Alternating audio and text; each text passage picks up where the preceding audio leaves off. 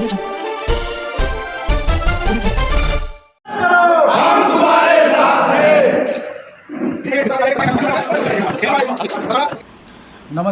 बालाघाट से आज जो है हमारे साथ में जो शख्स मौजूद हैं, वैसे तो किसी परिचय के मोहताज नहीं हैं। इन्होंने आदिवासी समाज के हैं या फिर तमाम बालाघाट ज़िले के जो आदिवासी समाज को लेकर के अनेकों प्रमुख मुद्दों पर इन्होंने पूर्व में आंदोलन भी किया, आवाज़ भी बुलंद की। ऐसे हमारे साथ में एक शख्स हमारे साथ मौजूद हैं जिनका नाम भुवन सिंह कुर्राम जी हैं, और इनका इस बार जो है सर्व आदिवासी समुदाय के द्वारा दृढ़ संकल्प होकर के, एक राय होकर के लोकसभा चुनाव में इनका नाम प्रत्याशी जो है घोषित किया गया है। अभी हमारे साथ भुवन सिंह कुर्राम जी मौजूद हैं। मैं इनसे जानना चाहता हूं कि 2024 को लेकर के जो मंथन चल रहा है आदिवासी समाज में, किस तरह से इस बार जो है आदिवासी समाज जो है संसद में अपनी प्रतिक्रिया देगा चुनाव।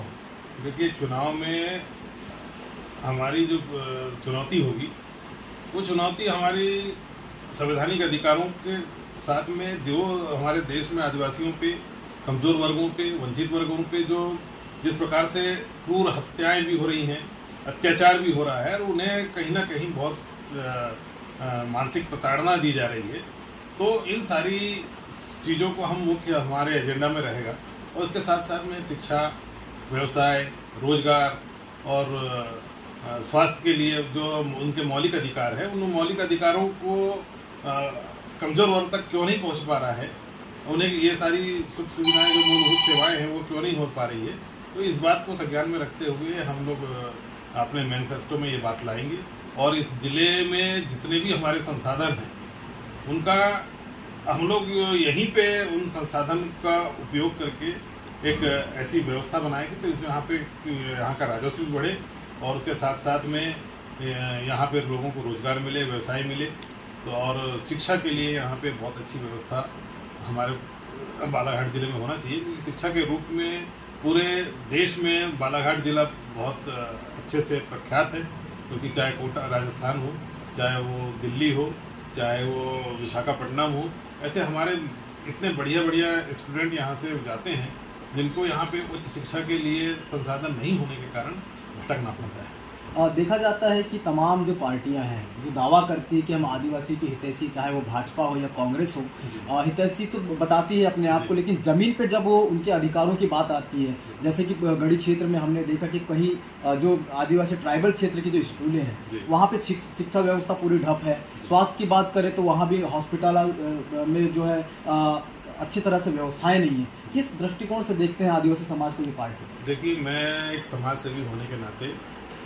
ट्राइबल के हर बिहड़ इलाकों में जाता हूँ, और वहाँ किन चीज़ों की बहुत ज़्यादा आवश्यकता है उनकी मूलभूत सेवाएं के लिए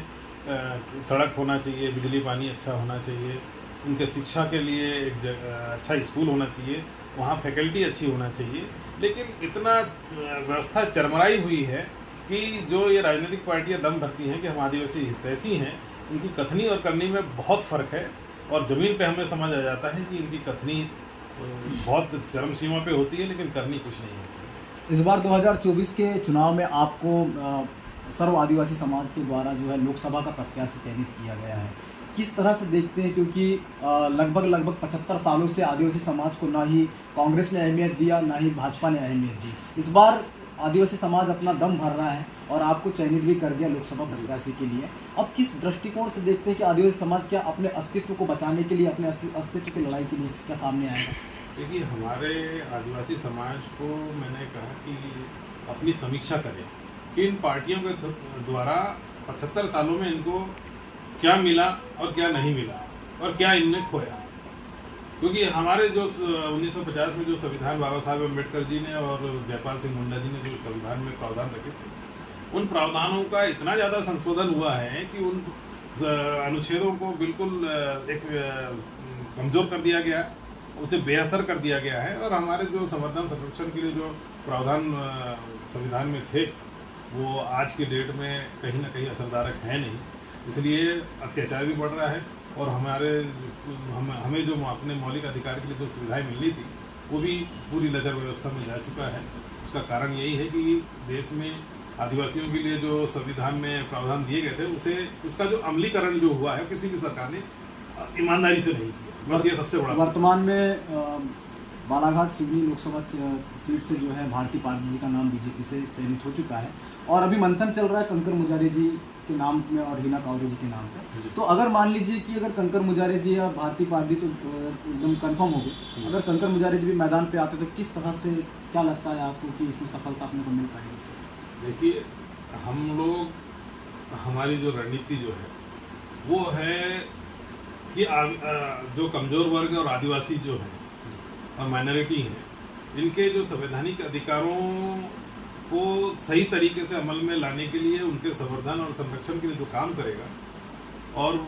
काम करने के लिए अपने मैनिफेस्टो में वो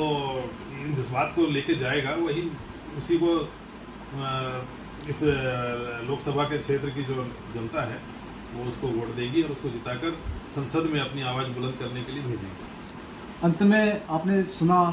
जो लोकसभा से जो चयनित प्रत्याशी हैं सर्व आदिवासी समाज के द्वारा भुवनेश्वर कुर्राम जी, इनके जो वक्तव्य के अनुसार क्या आदिवासी समाज अपने अस्तित्व की लड़ाई और अपने अस्तित्व को बचाने के लिए क्या लोकसभा 2024 के चुनाव में अपने प्रत्याशी को चयनित करके विधानसभा से लेकर के बहुत सारे मंथन पहले रहे, लेकिन क्या अपने प्रत्याशी को वो संसद में भेजेंगे? क्योंकि बहुत सारी अनेकों ऐसे मुद्दे हैं, बालाघाट जिले के अनेकों ऐसे मुद्दे हैं ट्राइबलों के जो आज भी सुख सुविधाओं से वंचित हैं। इन सब चीज़ों को ध्यान में रखते हुए क्या आदिवासी समुदाय अपने बहुमूल्य वोट का सही इस्तेमाल करेगा? यह तो लोकसभा चुनाव के बाद ही पता चल पाएगा।